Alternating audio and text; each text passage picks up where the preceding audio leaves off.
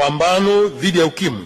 Mheshimiwa Naibu Spika, kwa mujibu wa takwimu zilizopo, watu 1,536,842 kati ya watu 1,690,948 wanaishi na virusi vya ukimwi. VVU walikuwa wanatambua hali zao, wanaoishi na virusi vya ukimwi walikuwa wanatambulika na hali zao na maambukizi. Kadhalika VVU 1,545,880 wanatumia dawa za kufubaza makali ya VVU, ambapo watu wazima wenye umri wa miaka 15 na kuendelea ni 96.4%.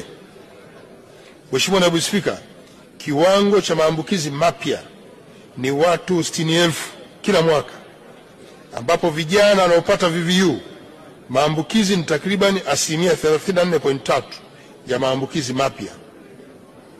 Nitoe rai kwa Watanzania wote kuendelea kuchukua tahadhari, kwa kuwa ukimwi bado ni tishio kama takwimu zinavyoonyesha.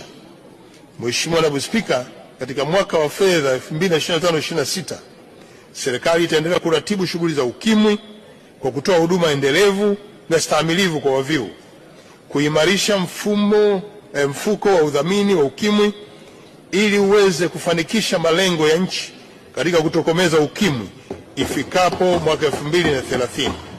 Lakini pia tutaweka msukumo katika kupunguza maambukizi ya VVU kutoka kwa mama kwenda kwa mtoto